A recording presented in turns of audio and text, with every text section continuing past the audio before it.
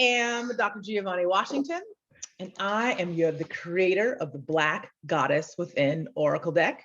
And I help women harvest the wisdom in their ancestral lineages so that they can curate legacies of healing. And I'm thrilled to be here today because this is the inaugural event of this year-long monthly series called The Black Goddess Within Lives, or Lives, because we're gonna explore all the living through the lives. Every month I'm gonna go live with special guests, and so that we can understand more deeply how we can apply the ancient wisdom of the Black goddesses to our contemporary lives. So today's session is about the magic of Black mermaids, and I'm here today with author Charlotte Sherman, she's over there, and I'm also here with doll artist Sherry Lumpkin. So we're gonna explore how we can be in relationship with mermaids and wield all their beautiful, powerful, and sometimes mysterious mermaid qualities in our own lives. So I will let Charlotte and Sherry introduce themselves, and then we will jump into our conversation. Okay, well, I'll start. I'm Charlotte. I just want to thank Dr. G for having Sherry and I here today. It's such an honor to be here with you two Black goddesses. I'm Charlotte. I was born and raised in the Pacific Northwest. I currently live in Southern California. I am a daughter. What else am I? I'm a daughter, I'm a mother, I'm a grandmother, I'm a sister, I'm a friend, I'm a lover of words. And I believe in the power of creativity and the imagination and kindness and magic. And when I was working on this book, Mermaid Kinsey, Protector of the Deeps, I knew that I wanted to, at some point, be able to give away mermaid dolls. And so I went online and I saw this video that kind of stopped me in my tracks, because it was about doll making, and it was also about art, and also about healing and self-esteem. And like when you have those kind of aha moments, or like a little bell goes off inside you and like, yeah, this is it, this is it, this is it. It was it for me because the bottom line, my writing for children and adults is about self-esteem and healing. So I reached out to that wonderful visual artist, and we are now going to be going on some adventures together starting today. And I'm going to turn it over and let her introduce herself. Oh, thank you. I'm Sherry Roberts Lumpkin. I am a graphic designer and a doll maker. And I have a program that I designed called the Rag Baby Exchange, where we use doll making to help women and children find their self-worth and self-love. And we are creating these dolls from within out. So we are releasing negative self-talk, replacing it with positive affirmation. And the idea of the Rag Baby Exchange is to place bits and pieces of love and great words inside of us. So we're actually putting that inside of the doll. And then we go through different steps that build self-esteem and self-worth. And obviously, you're not going to have great self-esteem as soon as you finish the doll, but then you have all of the steps and all the things you need to go back to have self-care and remember who you are. And so this doll just gives you this graphic or image of your beautiful being. And so it reminds you always to remember who you are. And so I started the Rag Baby Exchange because nobody ever believes this when I tell them, but I used to be shy. I was really shy when I was in college, and I felt that shyness sort of held me back. And my mom was always very shy. And my mom is this beautiful woman that I didn't think that she realized her beauty. And so I tried to figure out what could I do to help me and her realize that we are, as everyone is. And we look for dolls or angels to put on the Christmas trees. At that time, it was hard to find brown ones, as if we don't come in angels. And so I made her one, and people really loved it. I created a doll baby for my niece, and her mom was like, you need to be doing this. So I started making dolls, and I did them in different galleries and stores for a while. And then I realized after teaching a class at an African American museum in DC that so many kids just didn't know their beauty. So many brown and Black kids really didn't know who they were. And I started to ask them if I could help the dolls, make the dolls look like them. And when I did, they seemed to be so excited as if they didn't know their own beauty. It was almost like I see myself for the first time. And that made me realize that that was a thing that could happen for everyone, women and children. And so this thing just kind of took off. We did workshops in juvenile detention centers. We did it for women who have been in domestic violence, homeless women, just women who want to have birthday parties and fun and women's circles. And so I am a native of, I was born in Washington, DC, but I grew up in Prince George's County. And so many African Americans in this county that are doing great things. And I feel really blessed to be in a place where I can express who I am and have a kind of a different job. And being an entrepreneur is tough, but having support all around you is really great. And at my studio, it is a collaboration of artists that really support each other. So I'm really happy to be at the Gateway Media Arts Lab and really happy to have met these women who are really interested in lifting up Black women. And we're going to learn all about Black mermaids. And I'm so excited that Charlotte chose me. Out of all the people on the internet, she found me. And I'm really excited to be a person to help her with her ideas and to uplift mine. Ashe. Thank you, Sherry. Thank you, Charlotte. And I feel like I need to just chime in here. So I did a reading of the year earlier, a few weeks ago, and this was the card. The inspiration was Mommy Wata. And Charlotte was on my list, and she responded. She's like, I've got this book coming out about Black mermaids. And then we jumped on a call, and then this, because I didn't know this was happening, and then this all happened serendipitously. And it's just the connections and the way the universe works and how it was all very aligned. I'm super excited to have you all both here for this inaugural conversation. And so let's just jump in. I was doing some research about mermaids in general, just trying to understand like the truth about them and the veracity about them, and understand them, I guess, folklorically, but also historically. And so here are some basic truths about mermaids. They are half fish, half human. Usually the bottom half is covered in scales or the fish body. And so you don't necessarily know the gender of the mermaid, but typically they've been gendered, or often they're gendered as women. And you can find the stories of mermaids all over the entire world, including in landlocked countries, which I think is also very interesting. So I guess there are also freshwater mermaids. And so something that I thought was really interesting is that, the ocean is like 70% of the planet. And we have really, as humans, only discovered or explored 5% of it. And so while I guess the feeling out there is that mermaids, well, there's actually a school of science that thinks that mermaids could very possibly exist. And there was this, it's called the aquatic ape theory that for many years in the scientific community was held as a tenet of saying that mermaids did actually exist. It was at some point debunked, but even scientists are like, mermaids can exist. But my feeling is that something's going on, right? And why can't they exist? And they certainly exist in the global imaginary. And typically as white women, right? But we're here today to talk about the other ways that I just said that mermaids are all over the world, and mermaids are going to look like the people where they live, where people are thinking about them. So diving in, Charlotte, I'd love to hear what mermaid means to you.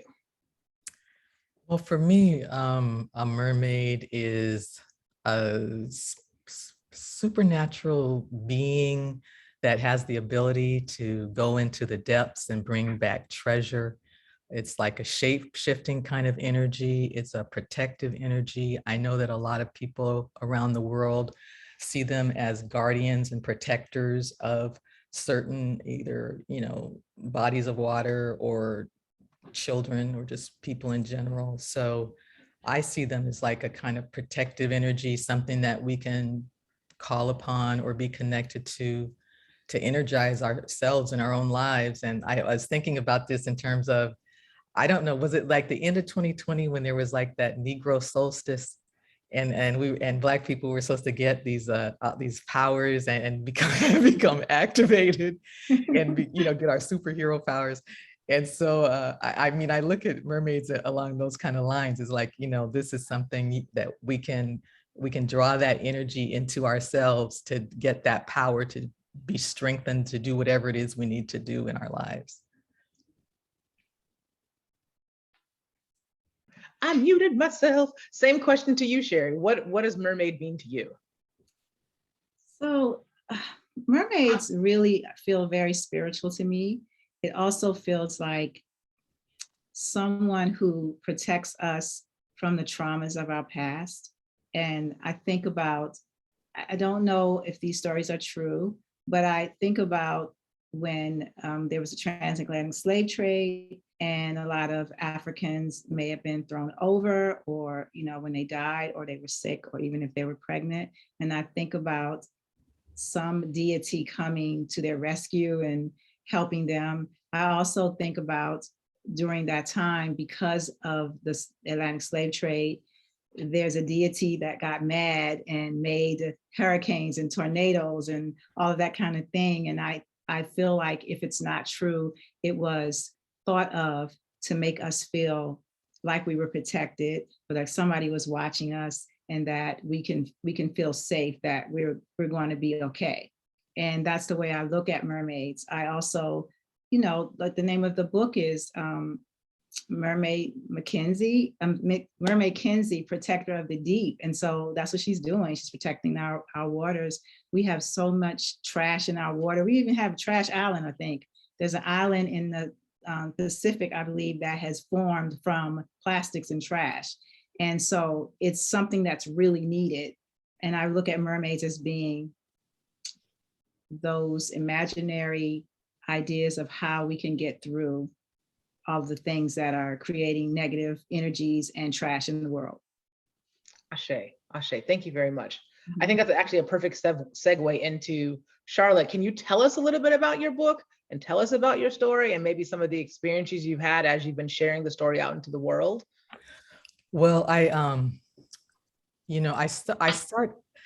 grew up in the Northwest, so there's a lot of natural beauty there. And I mean, I've actually, I've seen killer whales like in Puget Sound and that kind of thing. And so when I started seeing these images of whales and sea turtles and different, sea life and sea birds with their bellies full of garbage, human, cause these deaths. We cause these deaths with our consumption and our, use of plastic materials and things. So I just found it very disturbing. And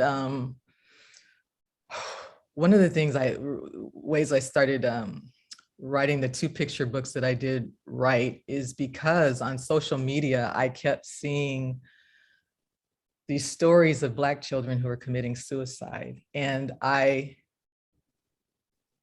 was just, I really didn't even have the words for it. And so this Mackenzie is actual it's named for an actual 9-year-old girl who did that as a result of racist bullying at her school. And so it's like, I wanted to take something that is so horrifying, and hard for our souls to even process, and transform it into something beautiful, and in a way to try to make her immortal at the same time. And so I knew I wanted to do that, have that part of it. Of course, it's going to be a Black mermaid. It's a Black girl who wants to be a mermaid. I have a granddaughter who just has been loving mermaids since I don't know how old she was, but so that is how it kind of came together. And I don't know what the other part of your question was. I'm sorry. That's fantastic. I didn't know that part of the story, that the name came from a young woman who was bullied behind racism and killed herself. That's very tragic. And I think also not uncommon. No, I mean, we have a suicide crisis among our children. I mean, it's like, of course, you don't want to talk about that in a public setting, especially if there's going to be children, but I mean, that's like at the root of what I'm doing. So what I'm trying to do is create through my words, and then luckily I've had artists who do it with their imagery, material that can help, especially children, feel so loved and be able to draw on an inner strength within themselves, so that no matter what's going on in their lives, they won't want to self-harm. I'm actually a little overwhelmed by this information in this story, and for a couple of reasons. One is that when you put this in a historical context, like my mission in the world is to change the way the world sees the Black body. And the Black body has been denigrated, for hundreds and hundreds and hundreds centuries, hundreds of years. And that is a legacy that our Black children carry, that I think, it really shouldn't be on them to remove that legacy. Like that's our job, that's our work. And so I thought you wrote a book about the pollution, and now you're telling me you're actually writing a book about decolonization. And I have a new definition for decolonization, which is it's really the healing processes that address the ruptures created by colonialism. And the biggest rupture is the Middle Passage. For me, the biggest rupture is the Middle Passage. And so that I don't think you can separate Mackenzie's suicide from Africans being thrown off the boats into the ocean. Like these are not different things. That got really intense really quickly. And I appreciate the work that you're doing, because if you think about, I mean, it's all tied into together. I feel like that's why we've all come together. It's that kind of synchronicity, is because if you look, we've always been considered disposable since they forced us onto those ships, and millions of us ended up in that Atlantic Ocean. And so we have to fight against, and then once we got here, our life expectancy was very short, no matter if we ended up in Brazil or the Caribbean or the South of the United States. So we've always been considered disposable. And if you look at how this pandemic has played out, like who are they willing to allow to die? Who are they willing to force back into work before it's even safe to do that? It's always the Black and brown people. So, and not only that, is just if you look in terms of our cities, in terms of the infrastructure, they build the freeways and highways through our neighborhoods. We're in there, breathing these fumes and suffering from asthma. They just had a fire at a chemical plant in New York.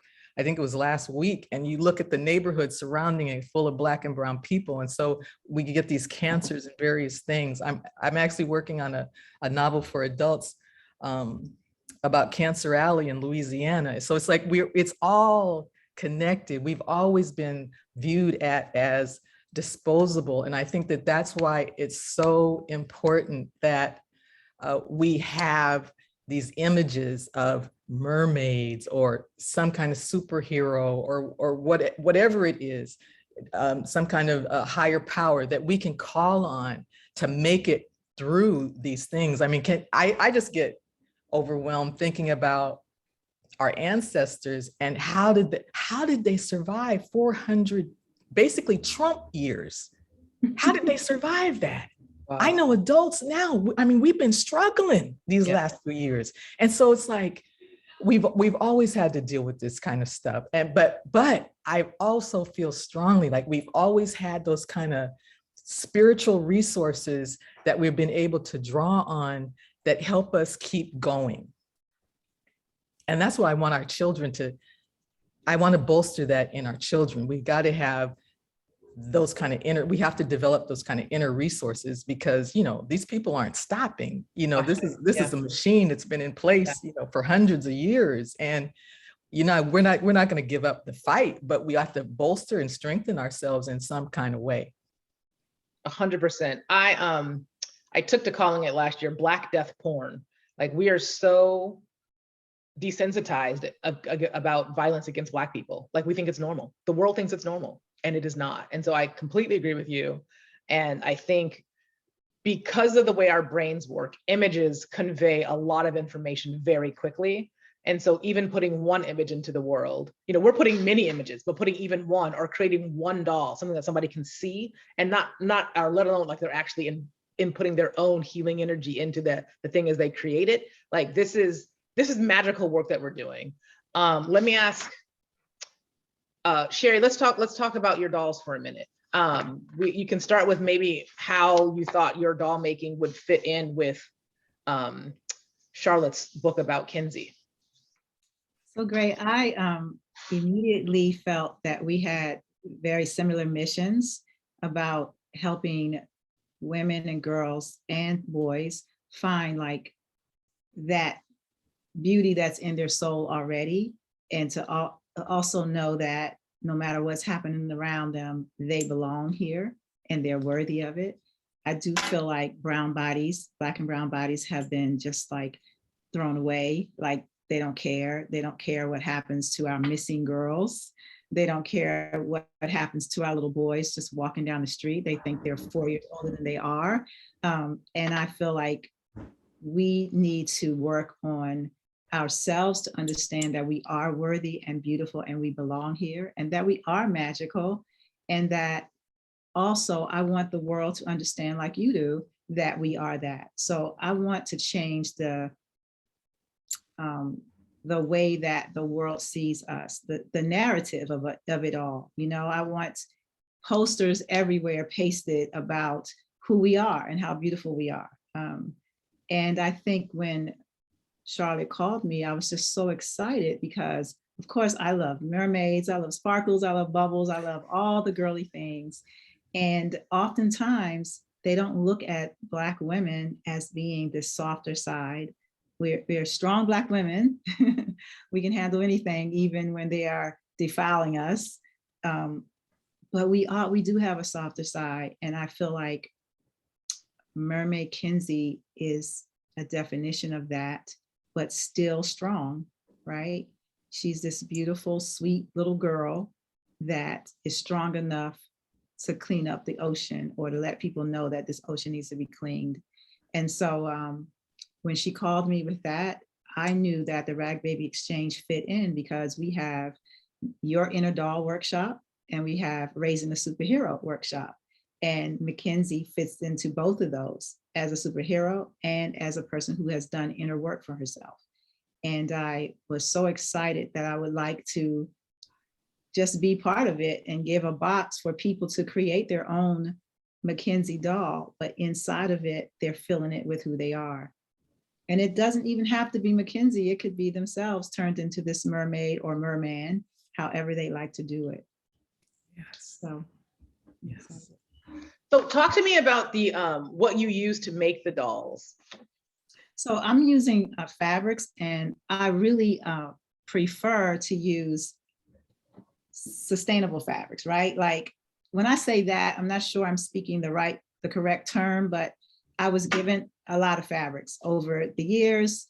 And recently I got a whole lot of fabric from Ruth Carter from Coming to America. I got some leftover fabric from that. So I love reusing fabric. I often ask people to bring something with them that really means something to them, so that they could put it on their doll, because that makes it more special. And I feel like I'm finding a way to reuse things. It's like sort of like you redo fabric, redo fashion, you know, like you buy something from the thrift store and you might add something to it, instead of running out like I have done so many times before, to a quick store to buy this shirt for one event, right? And then you throw it away, or you give it away and you don't know where that's going to. So I really like starting to think about creating crafts with our things that are already here, things that we have in our home, things that we bring to it that has even more meaning, or shopping for fabrics from, you know, Black stores and stuff like that. So I use cloth fabric to create the doll bodies. And then we use a polyester stuffing. And then again, our fabrics for clothes and hair and everything is sometimes, more times than not, it's from another source that already had these fabrics. Sometimes I just take up jeans and cut them up.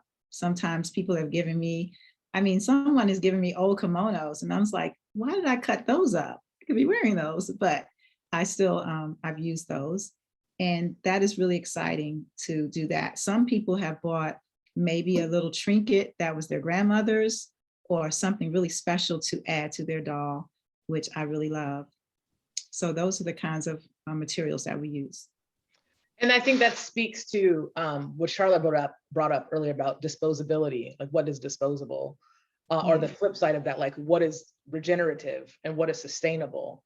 Yes. And, you know, it also goes back again to the colonial mind, like the same mind that conceived of enslavement and the transatlantic trade of enslaved Africans and conceived of, you know, the genocide, killing out of entire swaths of people, and then bringing over labor to till the land, to work the land, is the same mind that has created consumerism, is the same mind that creates plastics ad infinitum. You know, it's the same mind that makes us think that we need to buy water out of a bottle, out of a plastic bottle that's actually going to, at some, you know, eventually it's going to harm our water sources. So like all of these things are connected. And I love that we have, that Charlotte has created this story where a mermaid is making the intervention. Like, yes, she's a 9-year-old little girl, but she has all this power and it's really a decolonizing project. Like that's how I'm seeing it. I don't know how you see it, Charlotte, but that's how I'm seeing it. No, I love that you see it like that. I mean, you know, I love it when people way smarter than me, you know, have this different kind of analysis of things, you know. We're gonna roll that tape back. We're gonna roll that Yes. tape back.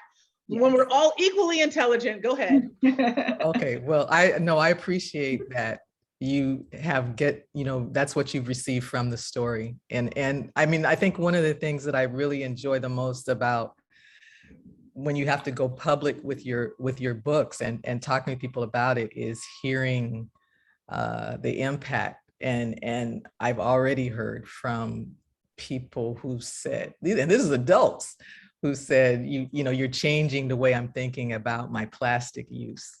You know, and it's like, I'm no expert on it. I'm not at zero waste, but I'm certainly trying to work my way in that direction and withdraw from consumerism as much as I can.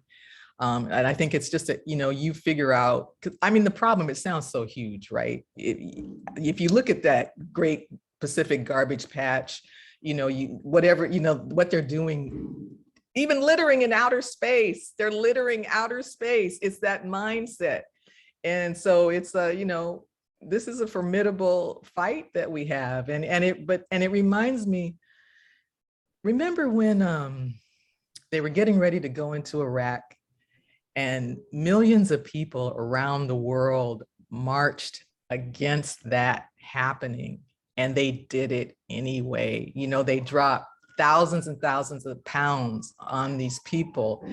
And so it's like that kind of mindset it's what we're up against. And you see how they're trying to race and get to Mars now. They're having, instead of trying to deal with the problems and put those billions of dollars into cleaning stuff up or just taking care of poverty, feeding people, giving everybody in the world whatever kind of protection they need against viruses. It's like they don't focus like that. And so, and we don't have the leadership in these governing positions, you know, who are tackling this stuff with the kind of urgency we might feel. So I'm just glad that like-minded people are getting together and sharing information. And I'm really enjoying learning from you, Dr. G, and Sherry, of course, as we go forward and decolonize our minds. Love that. Ashe. Sherry, you were going to say something? Oh, I just love the idea of decolonizing our minds. I have this T-shirt from it, a vegan tea shop. It says, decolonize the tongue. And I'm thinking that that's like the same thing, like what you say is coming from your mind. So decolonizing it is very important. I mean, I remember having a workshop with boys and girls, and it was doll making. The boys were actually not making the dolls. They were just in the first part of the workshop where they would have conversations about, how people see each other. And one of the guys just told a little girl that the doll didn't look like her, that she was ugly and bald headed. And we had this conversation about, he said, you look like an African, is what he said. And so she was crying. And I just had to ask him, first I asked her, why are you crying because someone said you look like an African?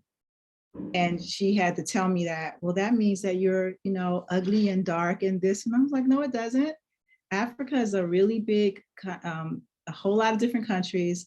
Everybody looks different, and dark ones are beautiful. So it's like, you don't even understand, that's a colonized mind, that you don't even understand, A, that Africa is a lot of different countries, and that B, they're beautiful people all over the country. All over. It's not a negative statement. So then I asked him what it meant. And he was just like, well, it's just like, dark, ugly people. And I'm like, why is dark ugly? And why do you think that this person is bald headed, as you called it? Because she wasn't bald, she just had short hair. And he was like, well, she tries to put weaves in. And he was like 11. And I was like, why do you think she tries to put weave in? He's like, because, she doesn't have any hair. I said, well, here's the thing.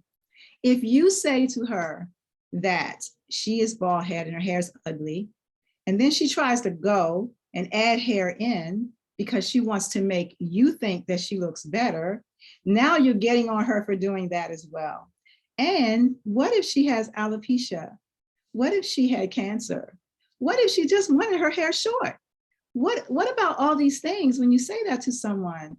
And he really thought about it. And by the end of the camp, which was like, I think it was like maybe a 3-week camp, he came to me as I was putting away some of my art supplies. And he said, I want to help you put stuff away. And I was like, thank you. And he said, I will never, ever call a girl bald headed again. And I was like, you have really learned that was decolonizing. I think that people just don't know. They just repeat what they've repeated, what someone said to them generation after generation. And then when they look at television, they see this image of what America or Europeans or the world think is beautiful, instead of stopping and saying, wait, why is that beautiful and this isn't? Why can't both be beautiful, right? And so I was really moved by the fact that he learned from that. So Beautiful. And I mean, that piece about the images, right? It's TV, it's movies, it's now social media. There's all these channels, and information is being produced so quickly. Like, I can't mediate what my kid is watching. There's just too much, and it's coming too fast all the time, right? And we don't have the number of Black Panthers we have to the number of Captain Americas that we have is very, very skewed, right? And I think there's something super important about, I actually think, I had this thought a minute ago, the marriage of your book, which is a decolonizing project. I mean, it's, a story about a girl, but it's actually opening all of these doors to this global problem that we have with the water and with environmental consciousness. And then Sherry doing the inner work, because really the world can't change until we change. And so I feel like the two of you all working together in this way is actually very genius. And it's like I think it's like a complete healing that is available for folks. I'm super excited about this. I'm having all kinds of feelings. You have brought tears to my eyes today. Oh wait, we have a comment. Here's a comment. It says, this is Raina, who says, the change is really going to come from the children. If we can raise them with kindness and compassion and the understanding that we have to clean up after ourselves. Also to change how we look at one another. If we looked at one another through our soul, it would all be love. that would be beautiful. Oh my God. Yeah, it would be. And what I'm, until that day comes, I want to keep trying to create words and books and material to bolster our kids, give them that inner strength, because that onslaught from the media images that we take in, I mean, a part of decolonizing could be like, taking in less TV, I mean, it could be as simple as that kind of thing. And I know that that's hard for people, but that's one option. And words are everything. Like you said, you want to create words because what you say to yourself over and over again becomes your reality. And that's why we are putting affirmations into our dolls that represent putting love into our soul. And once you are able to know that, you could look at a television show, you can look at a commercial, and they would say something negative, and your decolonized brain would be like, oh, let me flip that. This is how this really is. I don't believe that way. I believe this way. And once you become that type of person, you begin to see the soul of everyone. You know, there's this thing that people say is, you know, my soul sees your soul, or the beauty in me sees the beauty in you. And you don't even have to say it loud. When you run into people, you just can do it in your brain and recognize it. And that energy does transfer to other people. You know, so Ashe. Yeah. I also wanted to bring this conversation back to mermaids. When is The Little Mermaid coming out? Do we know when it's coming out? Next year, 2023. I think they just wrapped up filming a few months ago. And who is the main protagonist? Halle Bailey. Halle Bailey. Yes, there was, you know, we've talked about this offline, but there was that uproar, that controversy that came up when she was cast as the Little Mermaid, you know, and I think this is the sad part about these people who are trying to ban Black books in schools and you know, whatever they call critical race theory, and basically trying to erase history. I think that it's really sad for white people because they grow up really believing they're the center of the universe, and they're so not. You know, there's so much more, you know, just globally in terms of world cultures.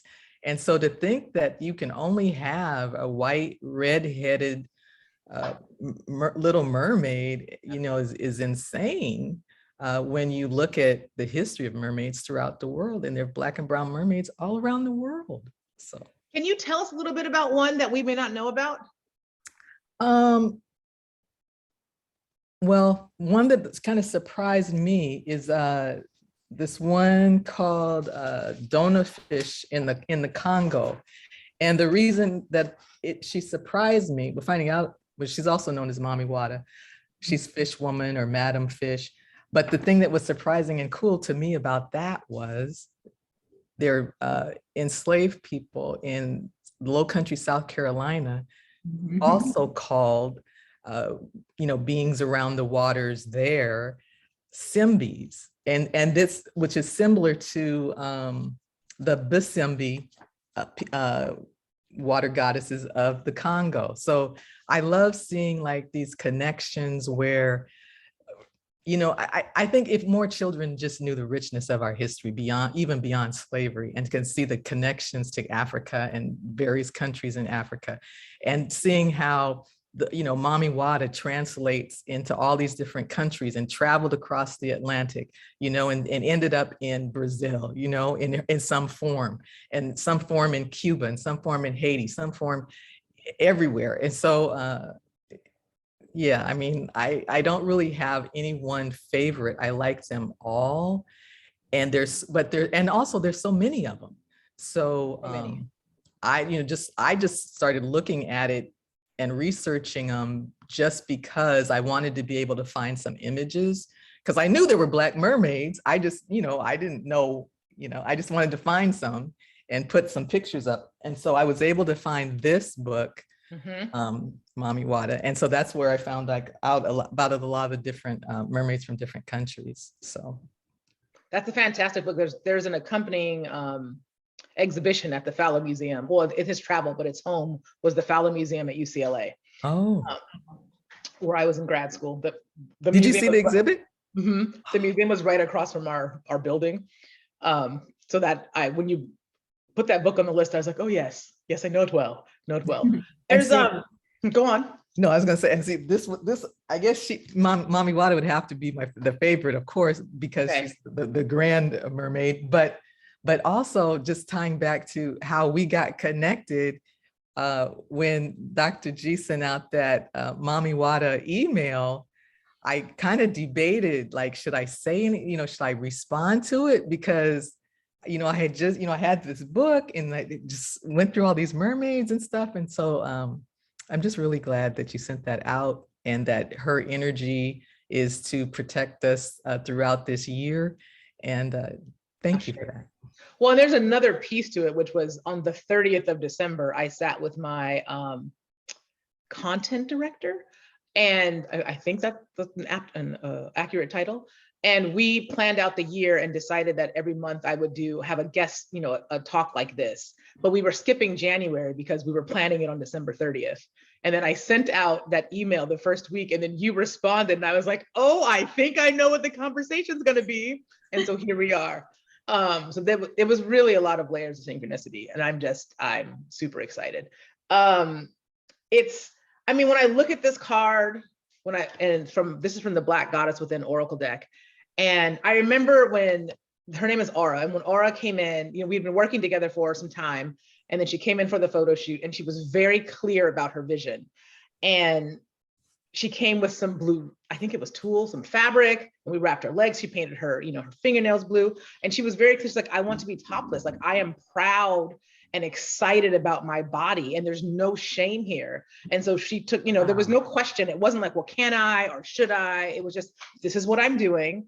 And I feel like you can feel that energy in this picture and the energy in the story and there are many stories of Mami Wata. And so, there's another side to the mermaid, which sometimes the mermaids can be treacherous and they can pull people to their deaths, and they get angry in the water. You have to treat them with respect and kindness, and sometimes know the right answers to questions, depending on which myth that you're talking about. But there's something, this non-conforming piece, like she supports non-conforming women. She's like, whatever is yours, go for it. It's not about you being confined, and I'm gonna go ahead and say, by colonial constraints, right? It's not about you being defined by what society expects of you as a Black woman, or anyone, but we're talking specifically about Black women. Like your job, the Mami Wata energy is really about you getting super clear about your path and then sticking to it, no matter what comes your way, about sticking to it. And she's gonna help you with that energy. She's gonna help you to maintain that path. So that's my thought about Mami Wata energy. Well, are you gonna tell us a little bit more about the Black Goddess cards? The deck? Oh, I feel like I talk about my deck all the time, but sure, I can tell you all about the deck. The prototype deck the original deck has 13 cards in it. This is Abrewa. I think Abrewa might be watching. Rafina, are you watching? She was watching earlier. It has women who I think were between the ages of 22 and 55. This is Califia. I portrayed Califia. This is actually one of my favorite stories. This is Andromeda, who everyone thinks is Greek, but actually she was an Ethiopian princess. And Cassiopeia was her mother, who ended up being, as a punishment, she was made to go to the sky. It became a constellation. Let's see. Well, I think this is one of the, Raina says she wants more cards. Thank you, Olivia. Raina says she wants more cards. Okay, Raina, I was just about to say, this is Oya. This was another magical moment where she came in, and it was just like the energy that filled the room for this particular photo shoot was like we were all transported somewhere else. And this is Ma'at. This is Tani, who met Ma'at. So the deck represents goddesses from all over the continent. They're not just Orisha or just goddesses from Egypt, which is sort of mostly, I think, what is in the world outside of the continent of Africa in terms of African spirituality.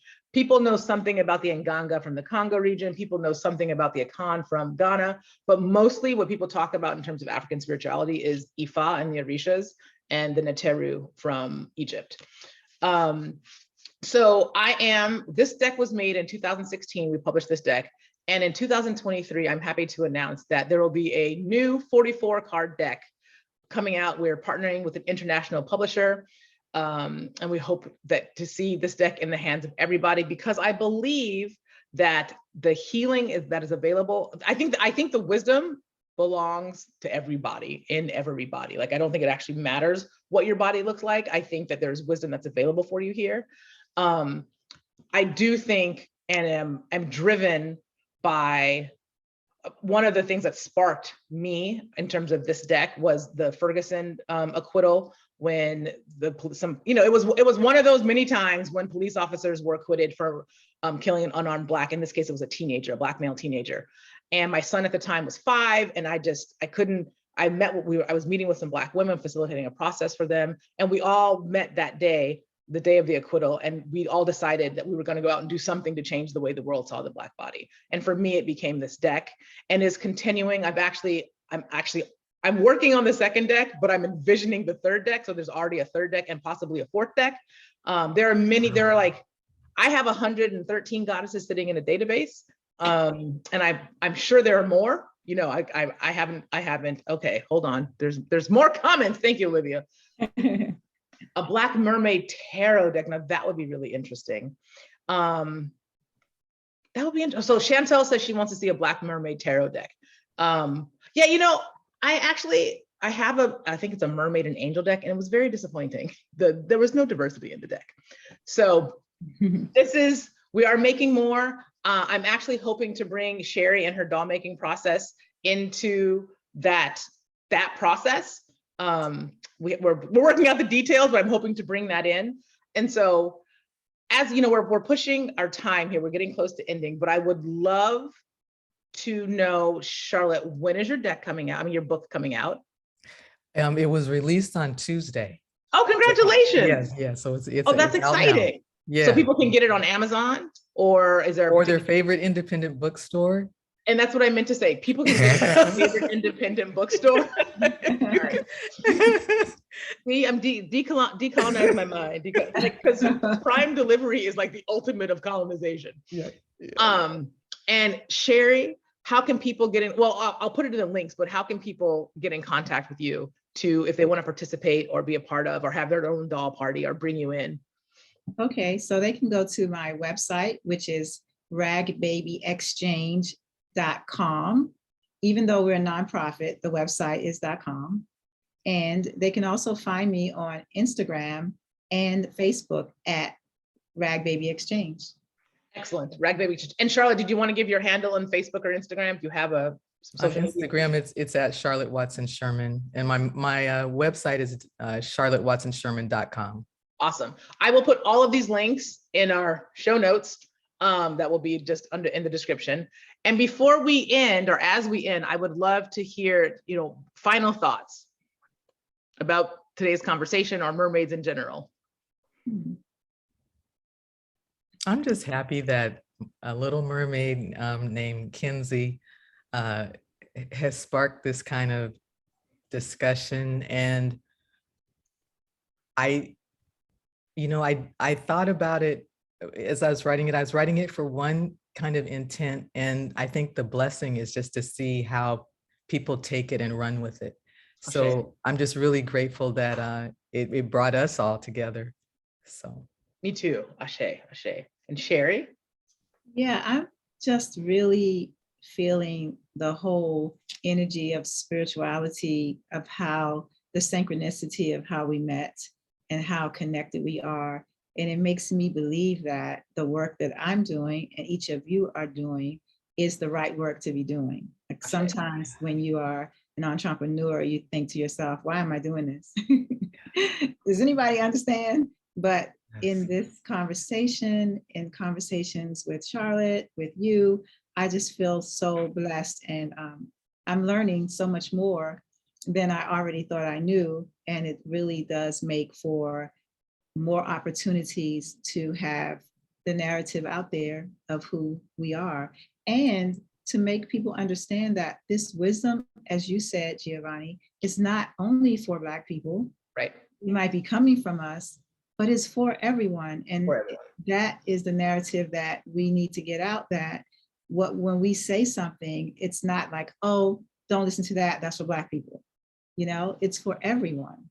And when people can understand that, I think we can all come together, because the whole thing about critical race theory is so amazing to me, that people think that that's not for them, that it only hurts white people instead of lifting all people. Yeah. Ashe. Yeah. And I read somewhere that you cannot hurt another human being without damaging yourself. True. Right. And so we are all responsible for each other. White people are just as impacted by colonialism as Black folks are, Yep. differently, but no one has gotten out of this unscathed, right? We are all impacted. Yeah. And so, I think as we move forward and we think about preserving our planet, and preserving seems like hopeful, like we have to get to the point where we have to get to zero. Right now we're at a deficit, right? To get to zero so we can preserve, but returning to the old ways, returning to the mysteries, returning to the comfort of the beginner's mind, and being really in right relationship with Mother Earth. I think that is at the underneath, what's running underneath all of this work that we're doing. It looks very different, but it's incredibly related.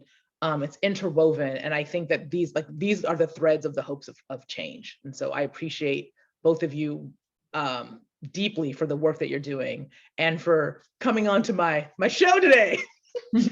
Being here for the inaugural event. And I look forward to working with you and, growing our relationship offline. Thank you, Dr. G. Thank you, right. Sherry. Thank you, Thank you. guys. Thanks for having me. All right, well, this is Dr. Giavanni Washington with the Black Goddess Lives, or the Black Goddess Lives. We're going to work that out. And we'll see you in a month. All right, peace. Thank you. Bye-bye. Bye-bye. Bye.